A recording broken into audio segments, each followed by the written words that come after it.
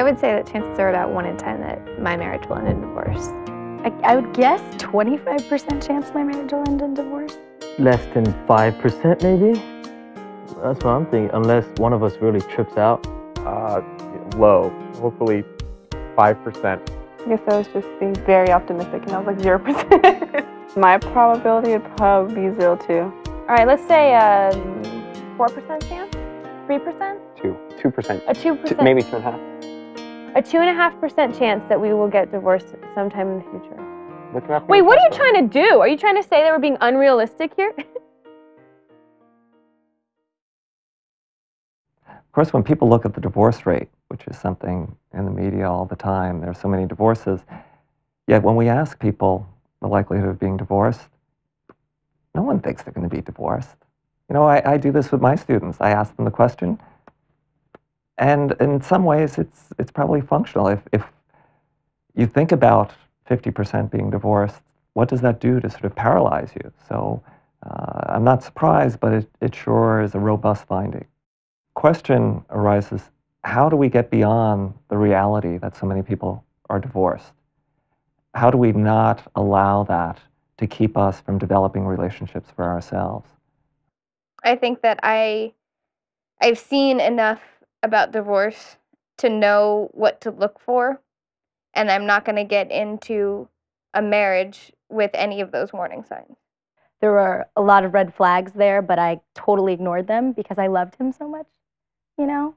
And I don't know, it was kind of the first time that I wanted put someone else's happiness and needs and wants before my own, but I did it gladly and willingly. And so for people in dating relationships, there's an issue of, well, how do you deal with this balance of the positive and negative about a partner?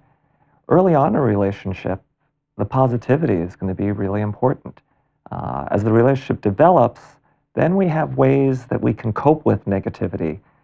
But early on, let's face it, if after the first 1 or 2 dates with someone, if you see a lot of negativity, are you going to go on a 3rd date?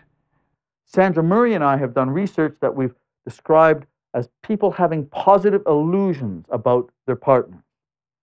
We've suggested that perhaps this form of exaggeration, if you will, or misunderstanding can occasionally be very healthy. What a positive illusion means is that you have very generous and accepting ways of thinking about your partner. It turns out that positive illusions do not mean you misunderstand who your partner is. Some positive beliefs that people come into the relationships with as newlyweds can be clearly destructive. If people exaggerate their expectations of what a new relationship can bring, for instance, in terms of how fulfilling it can be, of how that's going to provide them with a new identity, of how passion is going to last forever. These sorts of unrealistic expectations, unrealistic in the sense that life is not going to be like that, are going to lead people to be ultimately disappointed. That's probably my problem. It's like I don't see the bad things until it's very far along. I was too swept up in the emotions and in liking someone who liked me back that I didn't look at the writing on the wall. Okay, I was in a previous relationship, and my partner,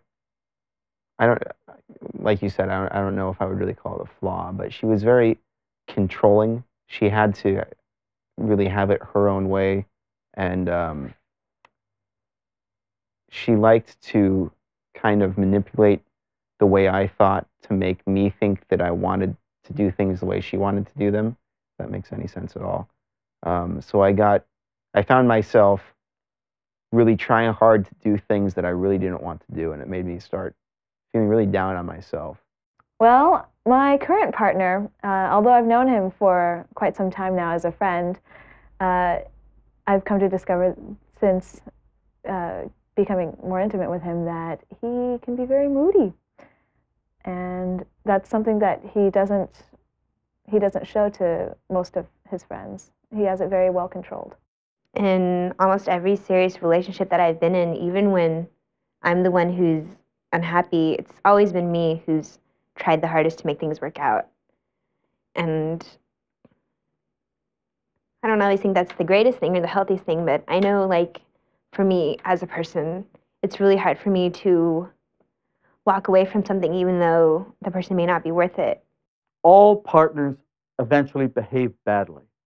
It's how people deal with this inevitable part of relationships that's just so critical in terms of how happy and resilient their relationships are going to be. One way of viewing this that Sandra Murray and I have looked at is how people structure their pictures or their images, or what we call more technically their representations of their partners in their minds. What is the structure of mind when people think about relationships? We've suggested that the most mature, healthy way to think about relationships is not to focus on particular annoyances you might have with your partner, not to focus on particular faults that you might find occasionally grating, but to think of your partner as a whole person in a more gestalt, overall sort of way. By that I mean you try to think in a yes, but sort of way.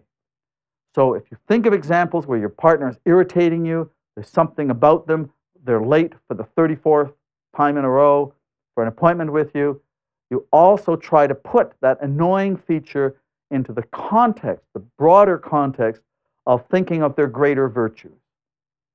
That is, you think of the whole person and all that that person brings to your relationship.